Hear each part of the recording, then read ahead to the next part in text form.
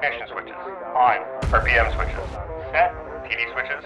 Normal. Doors and hatches. Closed. Light out. Strobe light. On. Restart check is complete. Clear left. Engineers, start number 2. Starting 2. Wind 310, Pilot Project Podcast. Clear takeoff. Runway 31 left.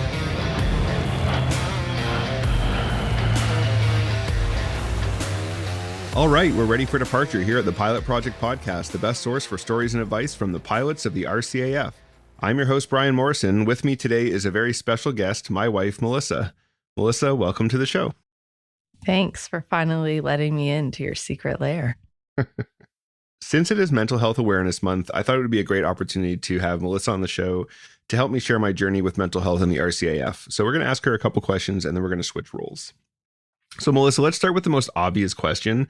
What made you choose to marry a pilot? Well, it wasn't the fact that pilots can fly planes or they can talk about planes or anything related to planes.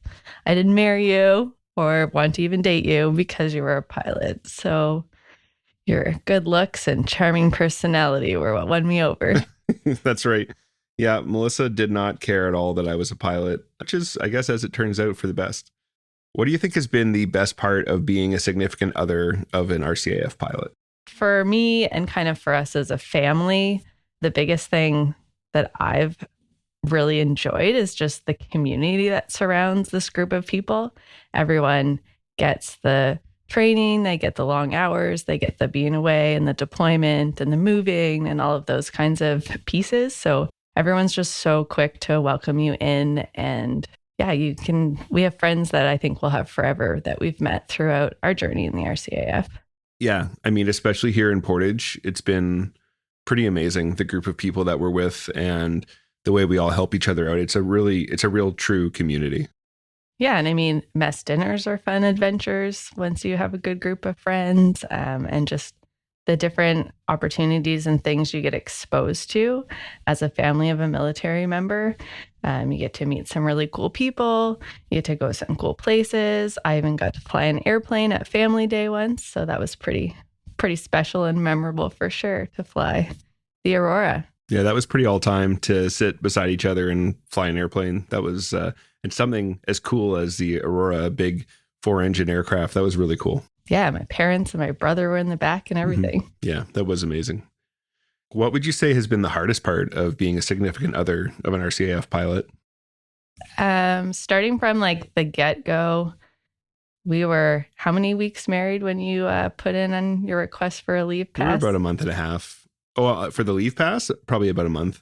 Yeah, we were like, all right, let's figure out our honeymoon and go on our honeymoon. Yep. And Brian puts in his leave pass and they say, nope, you can't go. And we're like, what? Like, he just patrols places. Like, nothing's going to happen. Why can't we go?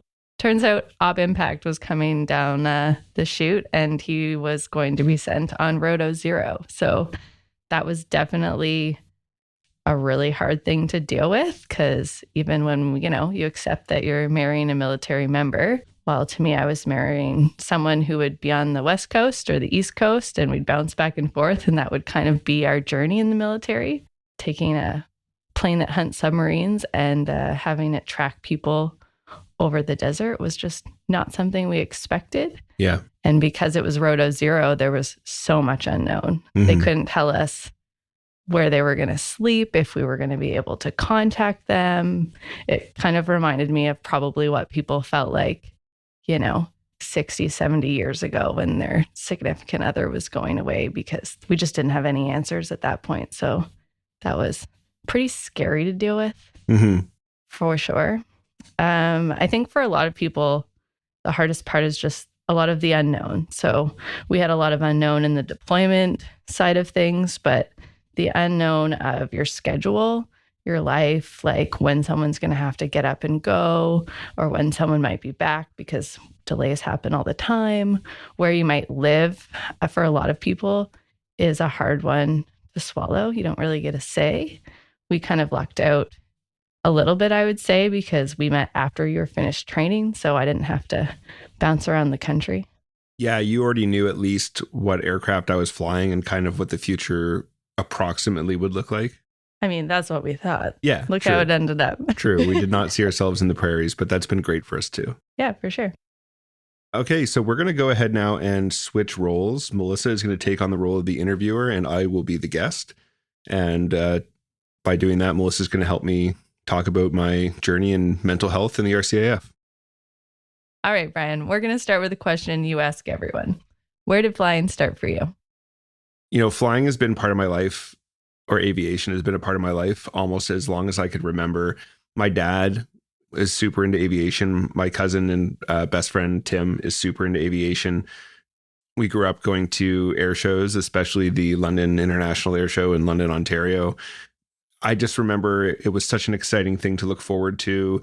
I can still, to this day, clearly remember the drives there and seeing the displays and the jets roaring overhead that are so loud that you almost can't take it. It's just an incredible thing. Like, you can't compare. There's no other experience like having a fighter jet do a low, fast pass, and the noise is just immense. It's incredible. And, you know, getting a chance to go on all those different aircraft, and we get the autographs from the pilots and air crew, you know, seeing the snowbirds. There's no doubt that was a big part of how I got into aviation. And then as time went on, I followed my cousin's footsteps into air cadets. And from there, I got my glider pilot license and my private pilot license.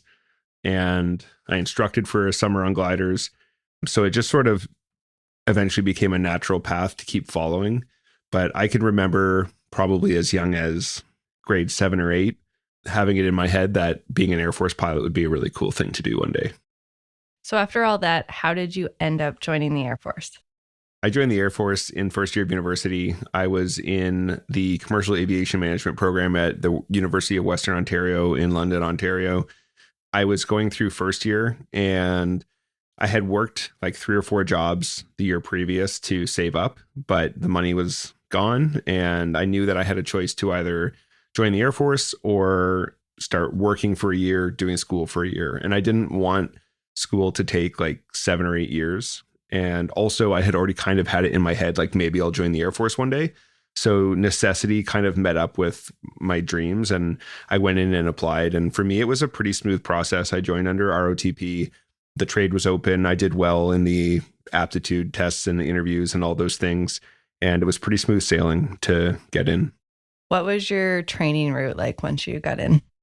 Mine was a little atypical because I skipped phase 1 because I already had, I've mentioned this a couple times in the show, but I already had a commercial multi-IFR license. And at the time, I believed and had been told that phase 1 was a weeding out process, which we've established pretty strongly on the show is not true anymore, but it definitely used to be. And I thought, hey, if I can skip that hurdle, then so much the better. And it'll get me on to Moose Jaw faster. So I went to Moose Jaw as my first flight training, which was a bit of a culture shock because I had skipped phase 1. So I only had like this civilian view of what flying was. And Moose Jaw had all these different terms and, you know, these things called overhead brakes and closed patterns, and everyone else had done aerobatics and all those things. So it was kind of intimidating at first, but at the same time, I was ahead on just number of hours. So I had seen more different scenarios. I had more flying under my belt. I had an IFR rating, which no one else had, and that was a big help for sure. But I found that whatever advantages I had quite quickly disappeared as other people caught up. So I was really impressed with the military training system and how quickly it got people up to speed. Phase 2 went great for me. It was definitely high stress. The most stress probably, well, I can't say the most stress in my life, but the most stress up to that point in my life. But it was fun. The flying is fantastic. The Harvard 2 is like super fun to fly. Probably the most fun aircraft I've ever flown.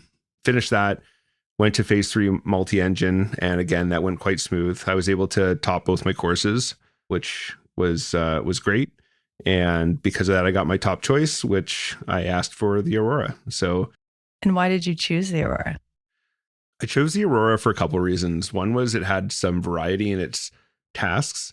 So, you know, they have anti-surface warfare, anti-submarine warfare, overland, which ended up obviously being a big part of my career unexpectedly.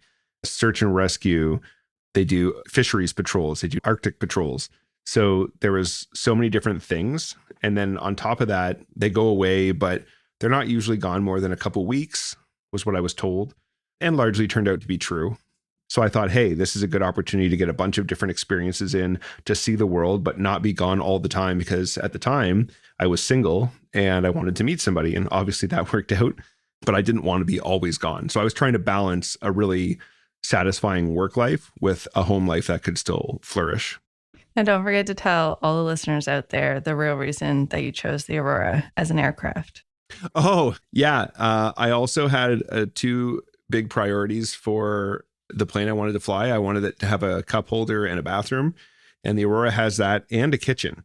So, they call it the Flying Winnebago, and that's partly because it's all wood paneling inside still, but it's also partly because it has a galley kitchen with a galley table. It has a little convection oven and a toaster and a fridge, and that's great when you're on long patrols. So yeah, I definitely had its creature comforts. So you chose the Aurora, moved to Greenwood, met me. Lucky for you. Yeah, everything was coming together. You did a few tours, got lots of experience, and then what happened next? Well, as we'll talk about, my anxiety and my PTSD, which at the time were undiagnosed, and I didn't really understand what was happening, but they just got so bad that I felt that I needed a change. I needed to get away from, it wasn't the Aurora world. It was kind of a, it's not you, it's me thing. Like I just needed a change. And it seemed to us like the fit out here was going to be really good for family life and just to give me a chance to have some space to breathe and to do a really important job. So we asked to come out here to Portage, which was funny because the summer before, Melissa and I were driving out to my sister's wedding in Regina, and we had visited friends in Winnipeg and we drove from there to Regina. So I said, hey, listen, we'll swing through Portage and I'll show you around quickly. And so we're driving around and driving down the main street. And I said, do you see this place? We will never live here. And a year later, Here we were. A year later, we were living there. So, never say never. But yeah, so I asked to come out to Portage. My chain of command was awesome. It was a late request, but they made it happen. It kind of involved a little horse trade with someone else who was supposed to come out here and didn't want to at the time. It didn't fit with what was going on in his life. So we've talked before about how the Air Force will try to make people happy. And that was a case where it all worked out. Our request was fulfilled. He got what he wanted and got to stay in Comox, and everything worked out really nicely. So I'm really thankful for that. And despite things not turning out how we thought they would, I think it's been a really good part of our life. So right now you aren't flying. Yeah, it's been about 2.5 years since I last flew. And you're possibly heading towards a medical release. Can you share with us why that is and what led to it? Yeah, so I have an official diagnosis of generalized anxiety disorder and OST-SRD, which is other specified trauma and stressor related disorder. It's very similar to PTSD in a lot of ways. And because I'd rather not say this long acronym that no one has heard, I refer to it as PTSD. But if I get into detail like this, I clarify what it is and why I use the different terms. I just think it's easier to have a conversation about something that someone has heard of and they're very close to each other. What led to that was we have alluded to my tours in the Middle East. And basically when we went to the Middle East, I was excited to go, but I had a lot of mixed feelings. I definitely had a lot of fears. I met with a padre before I left because I was feeling so scared. And I remember asking him, am I a coward because I feel this way? And he said, I'd be kind of worried if you told me you weren't feeling at least a little bit afraid. But the big thing for me was we were going to fight against ISIS, and ISIS had been, all over the news, beheading people, burning people alive. And I just couldn't stop worrying about that happening to me. And, my crewmates would kind of say, oh, if anything happens, we all had a sidearm. We all had a 9mm Browning pistol. And everyone would kind of say, well, the last bullet's for me. And I just didn't know if I could do that. And so I had this struggle going on of, could I kill myself if I had to? And if not, what would the price of that be? What would I go through? And it was just this thing that I couldn't let go of. Part of how I eventually got over it, I think between my two tours, was I bought that big fighting knife, and I kind of decided, maybe it's kind of silly, but I'll just keep fighting. Even if I run out of ammo, I'll just keep fighting, and I won't let them take me alive. I'll make them kill me. And then I thought, okay, that sort of solves my internal, this thing that I can't stop ruminating on. In hindsight, that was the seeds of anxiety. Yeah, I even saw it just in how you would prepare for your tours. Like, you push things to try to get better guns and ammo on the plane so that you guys would have an extra level of defense. You were like, I need a life straw. I need to bring a knife with me. I need to always make sure I'm hydrated to the maximum ability in case I have to go on the run. Like, different pieces like that looking back now, I'm like, yeah, that's a little bit more irrational than rational thinking constantly, right? Everyone's going to have those thoughts when they're going into the unknown for sure. Yeah, I think those were smart pieces of preparation, but the level of it was almost an obsessive thought instead of smart prep. Yeah. So basically, what I learned from going to therapy was trauma comes in many forms, and it can happen partly from if you're in real fear of violence or death, that can over time also cause trauma. And that was very hard for me to accept because I was like, well, if I was in Afghanistan and I got hit by an IED or ambushed or saw somebody die or something, then I would have earned this. But it was very difficult for me at first to accept, like, being scared essentially for your life can cause trauma, but it does. And it did for me. I had to learn that, everybody reacts differently to things.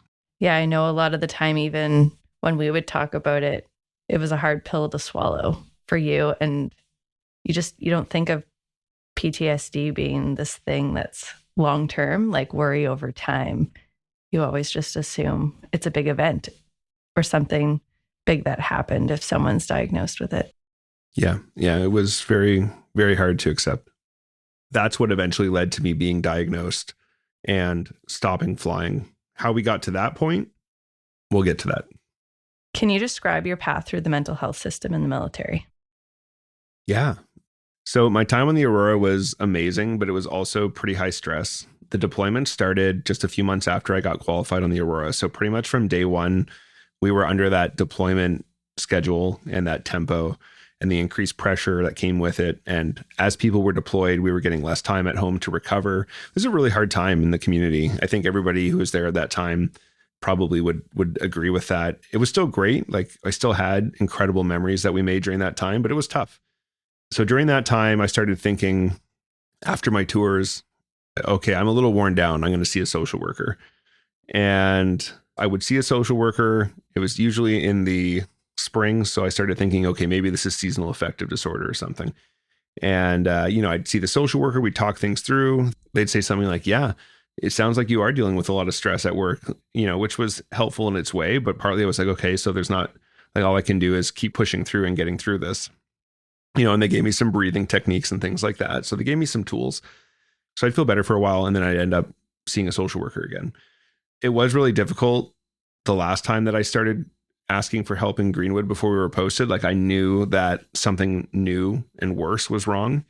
Things just seemed a lot harder than they used to. And I remember that picking up the phone was like one of the hardest things I ever did. I remember I picked it up and I hung it up like 2 or 3 times. I was in an empty crew room in the hangar at 405 Squadron in Greenwood.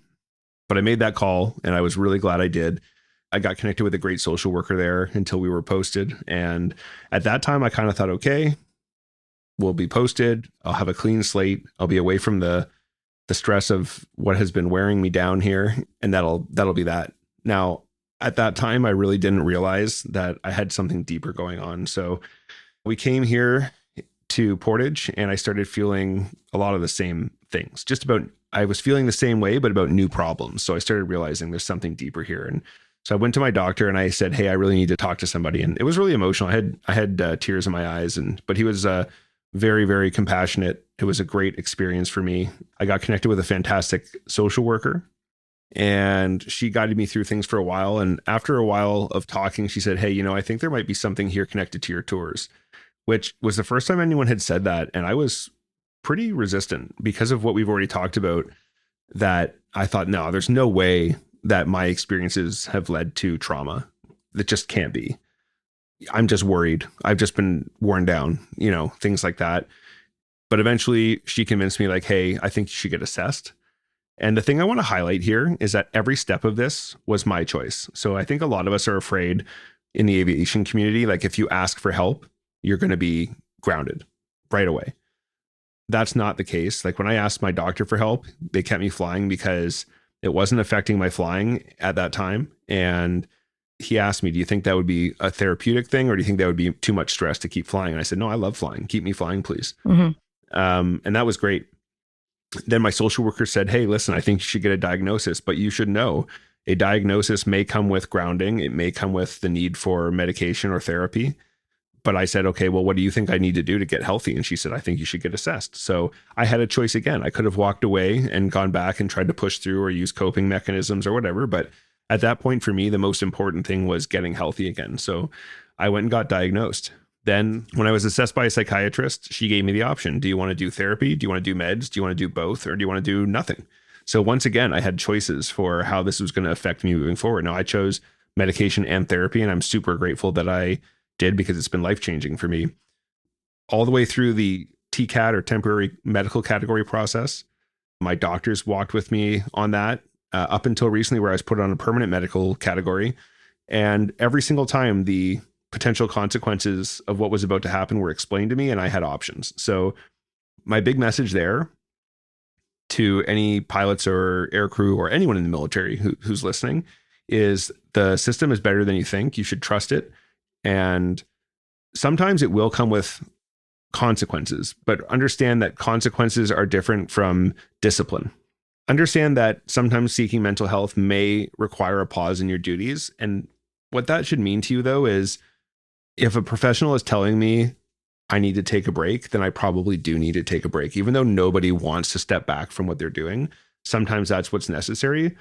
But at the same time, it may not be necessary, and you'll have choice. So don't not get help just because you're afraid of what might happen. Don't not ask questions just because you're afraid of what might happen. And I think another important piece, if you do worry about the system and its ability to support you, is a step that you took many times along the way. Talk to other people who've gone through it and have that lived experience, because it can really help reassure you that you're doing the right thing, or you know what's going to happen next in real time.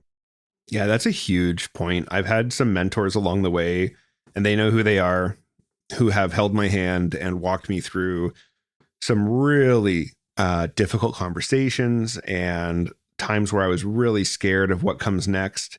And even if you do go in and trust the system, you're still going to have days where you feel super freaked out about what's going to happen next, or what are the consequences of this going to be. It's your livelihood, it's your passion. So I get that. And like Melissa said, it's so important to have those people that you can reach out to. And I think for a lot of you as pilots in particular, like when you decide to be a pilot, you decide you want to be a pilot for like your whole life. And most people in the real world, as I like to refer to it as, they don't have the same career their entire lives anymore. Like people get sick or burnt out of one thing. They might take a sabbatical or take a break and then go back or do something completely different. But a lot of you in the military, especially, like you want to fly and you'll go from aircraft to aircraft or posting to posting. And that takes a toll on your mental health. Yeah, I think not only can it add to your stress, but it also makes it very difficult to ask for help, because you have this idea that this is a lifelong career and you work long and hard for that. And all of a sudden you have something that could put a wrench in your plans. It's about the long-term plan, and long-term, you want to be healthy for yourself and your family, not just so that you can have the same career your whole life. Yeah, exactly. Like we're talking about a scenario where for me, I knew that I was measuring the value of my career versus everything else in my life, basically. And it wasn't a hard decision then. What was the biggest struggle you've had with PTSD, and what did you have to do to get over it? We were kind of getting into that just now, which is like being a pilot isn't just a job. It's a lifestyle. It's your identity. it's something that you just wrap yourself into. And I mean, I would say to anyone who is a pilot, like look around the room you're sitting in, there's probably mementos in that room. Like I'm looking around in our room that we're sitting in right now, and there's a model of every plane that I've flown. There's my old forage cap on the shelf. There's lithographs, which are like those side-on photos of aircraft that I've flown. And, you know, it's a huge thing. It's a huge accomplishment. And you just make, like, I'm a pilot. It's the first thing people ask you, what do you do? And it's an answer that every time you answer it, you can feel proud. You've worked really hard for that. And you're not just a pilot, you're an Air Force pilot. And it's not to say that you have this huge ego about it, but at the same time, you feel pride in it. So it was really difficult for me to step back from that. First, to stop flying after I'd worked so hard to get to where I was, and I love flying. And then second, to realize that my identity was so wrapped up in this and that I needed to change that. So I had to think about how I got over it was, or how I'm getting over it, I guess it takes time, is I had to realize, like, what else am I besides a pilot? So, well, I'm a husband, I'm a father, you know, I like to work out. I love to go camping. There's many other things I can turn my hand to in this life. And I basically had to realize that and just have that shift in mindset away from being a pilot, being my whole life, to trying to pay attention and be a more well-rounded person and focus on all the other things in my life that are important. What were some of the warning signs that made you realize it was time to get help? Yeah, there were a lot. Yeah, a lot looking back. Yeah, when you look back, there were so many. You know, I got in trouble at work a couple times at 405 Squadron, not big, but like running my mouth when I shouldn't have. And I think in hindsight, some of that was you didn't know what else to do. I was venting. I think I was undiagnosed. I was like a wounded animal. Like I just didn't realize the place that I was in.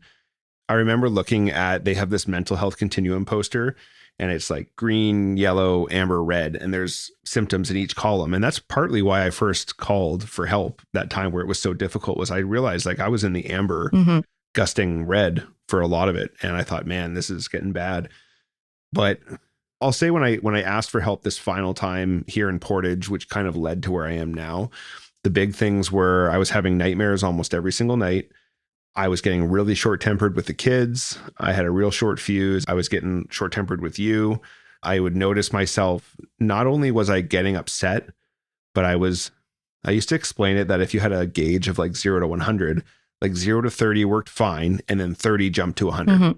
I just got overwhelmed and fight or flight kicked in. And it wasn't like I was wanting to be this upset or wanting to react this way. In fact, afterwards, I would feel so bad and ashamed, but I couldn't help it. And, you know, thank God it never, you know, went somewhere really bad, but it wasn't pleasant for anybody. And, you know, I would smack my hand on a table and yell or whatever. It wasn't the person that I wanted to be. So there was that in terms of my personal life. At work, I mostly noticed that I was getting really overwhelmed with stuff that used to be fine. Like I loved doing pilot stuff.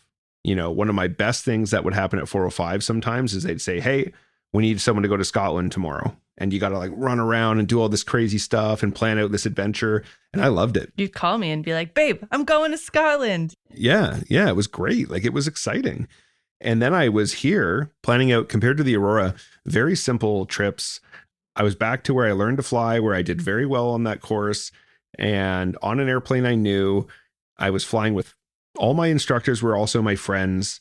Like it should have been the lowest stress. Like, yeah, I was learning new skills and there's a learning curve and that can be a little uncomfortable sometimes, but it was all stuff that I enjoyed. And it was with people I really enjoyed flying with, but I was still getting really stressed out before flights. I was losing sleep. I was having kind of panic attacks at night where I couldn't sleep. And that would kind of send me into an anxiety attack.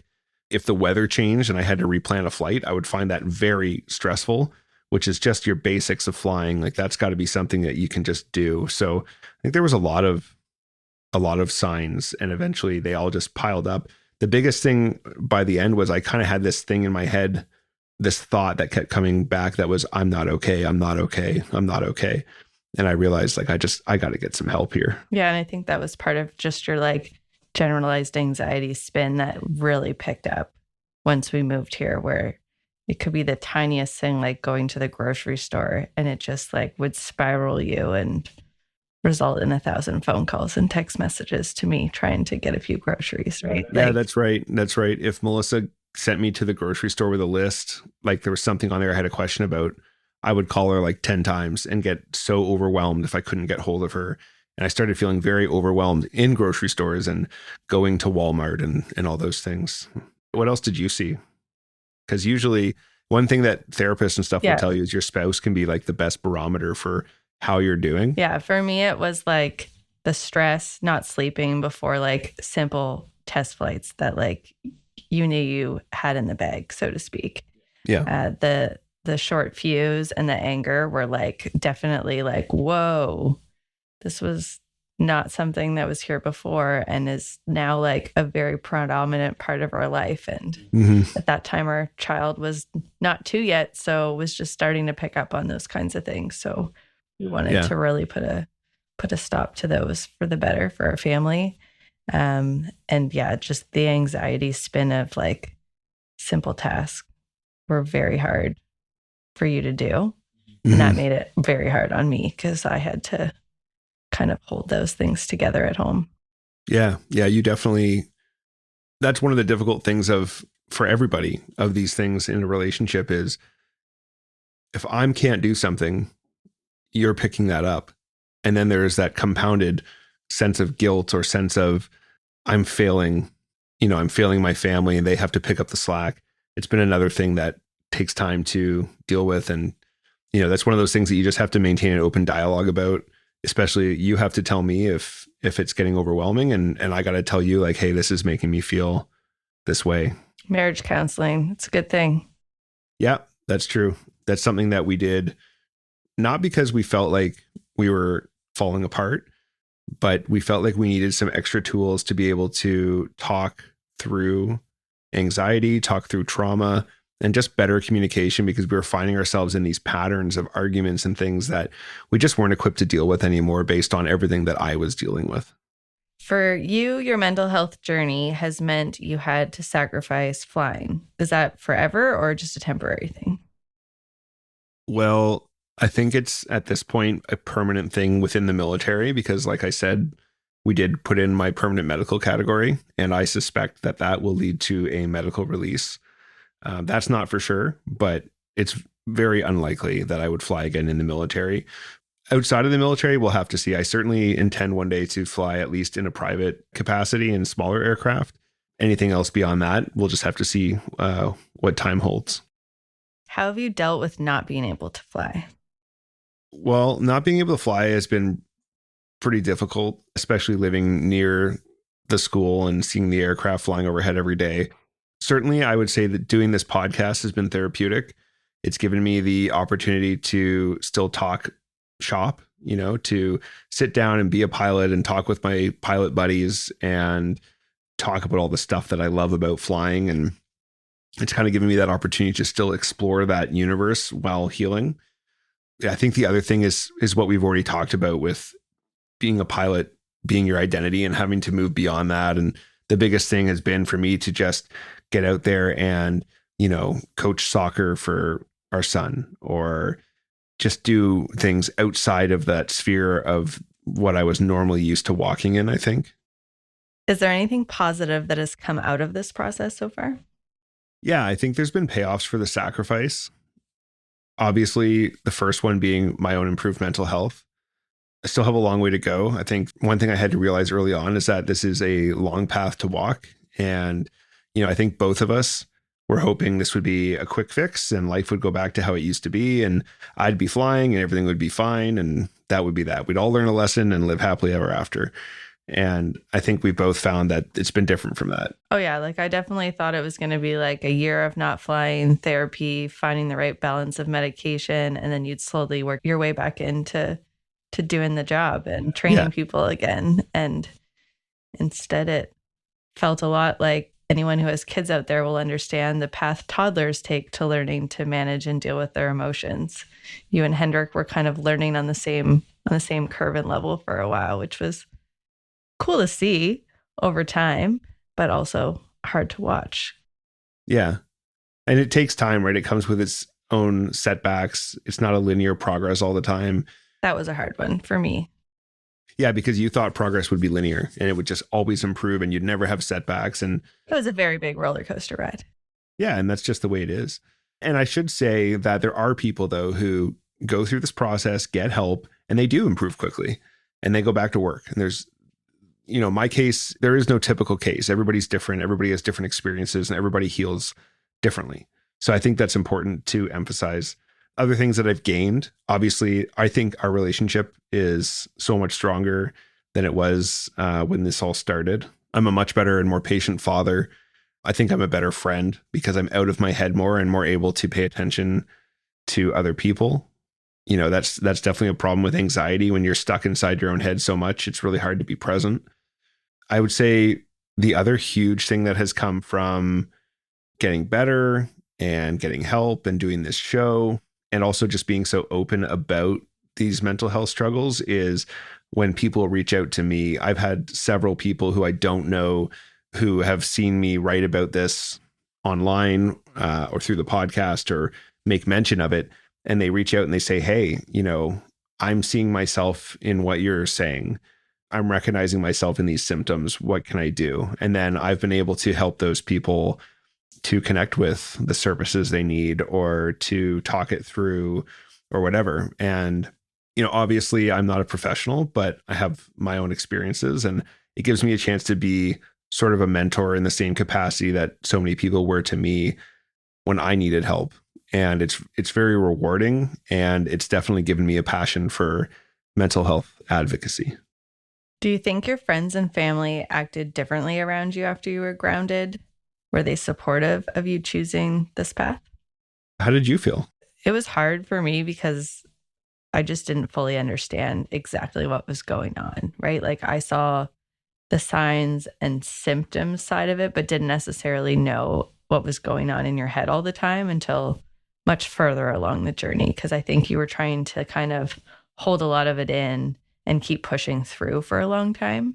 Oh, yeah. So we didn't talk about it until much later, which looking back, I'm like, oh, if I knew you were feeling that way, I probably would have gone into the whole process, a little bit more supportive than I probably was, because I just thought it was just go deal with it, get better. You just thought it was a little thing. Yeah.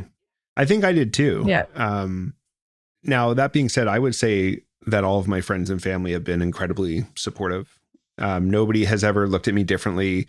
Nobody has treated me, as far as I know anyways, with kid gloves. I've had friends who've been willing to share hard truths, and I've had friends who have been incredibly supportive throughout the process. Yeah, I think I've just received nothing but support. Certainly there's been nothing like not being, quote unquote, one of the guys anymore or something like that, just because I'm not flying or just because I admitted I had an issue. Like I've had no negative treatment, no repercussions. Leadership, peers, everybody has been incredibly supportive. So for me, it's been very positive. In the military, there's always been a stigma surrounding mental health, and I know pilots are often afraid to ask for help. Do you think that's still an issue today?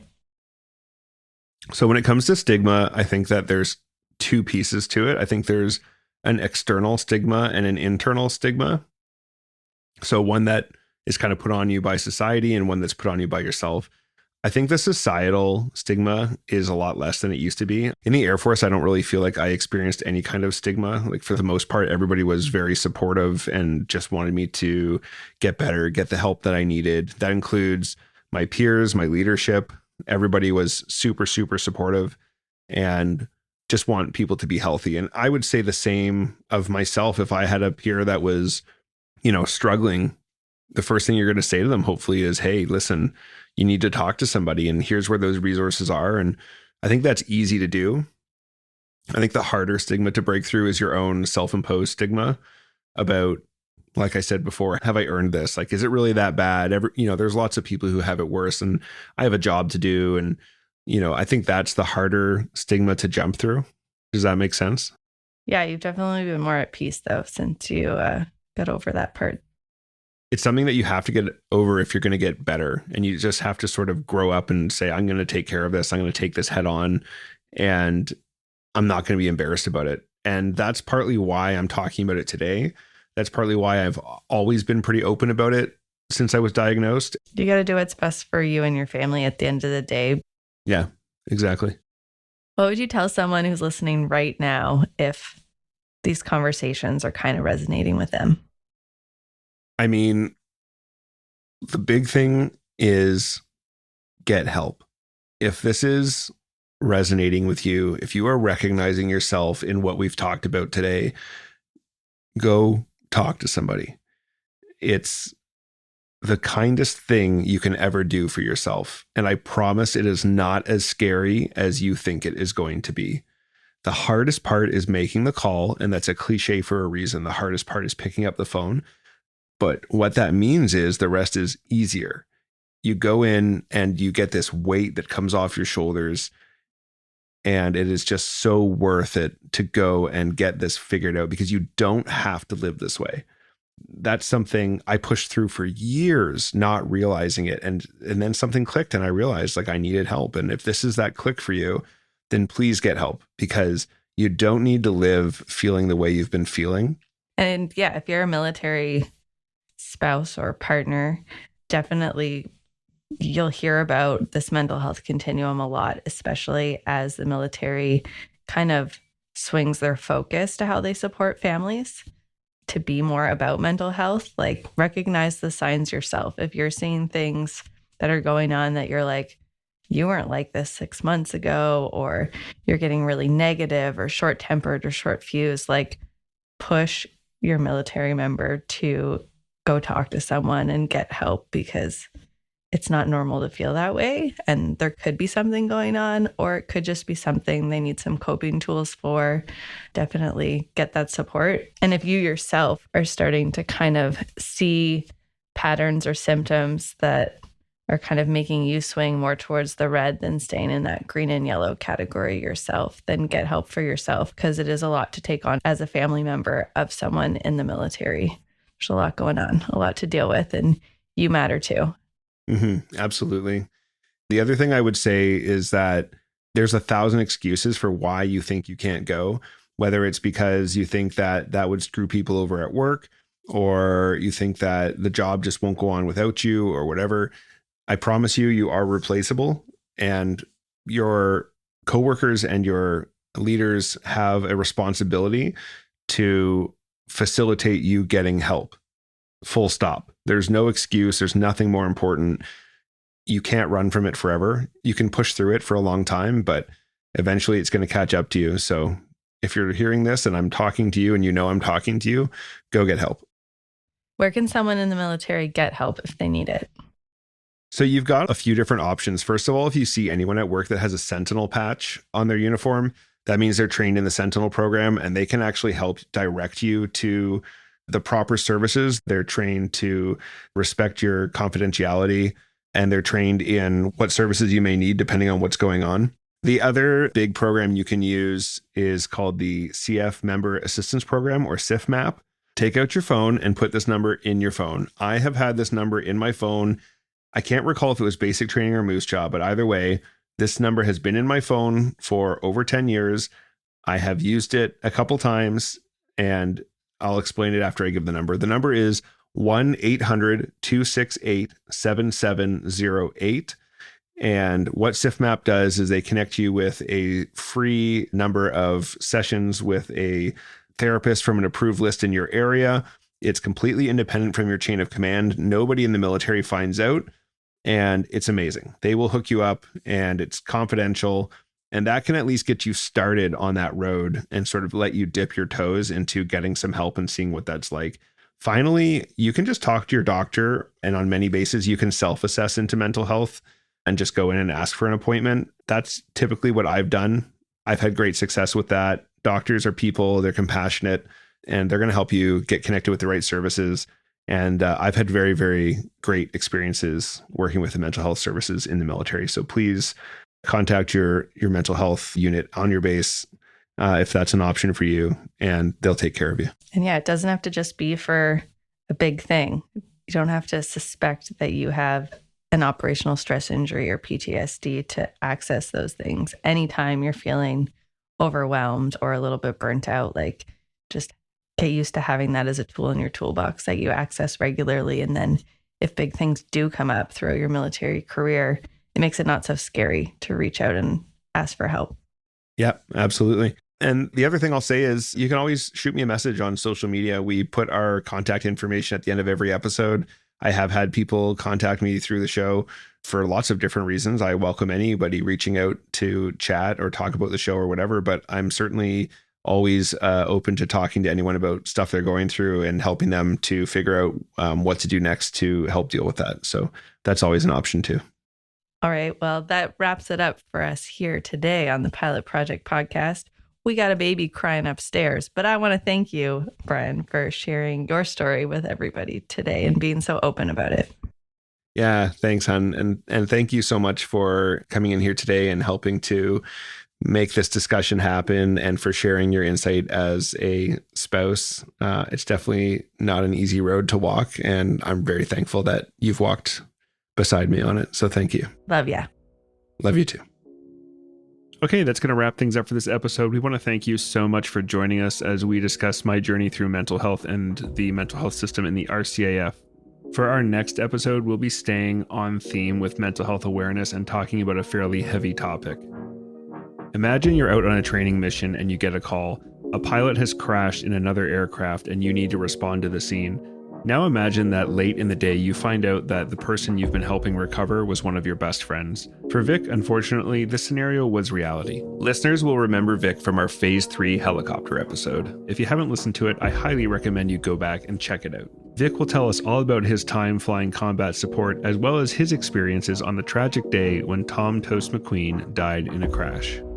Do you have any questions or comments about anything you've heard or suggestions for the show?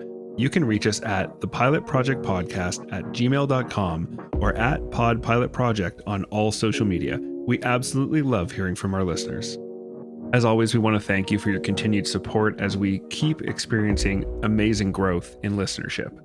We want to keep asking for your help with the big three. That's like and follow us on social media, share with your friends, and follow and rate us 5 stars wherever you get your podcasts. Seriously, tell 5 friends about the show. That's all for now. Thanks for listening. Keep the blue side up. See ya! Engineer, shut down all 4.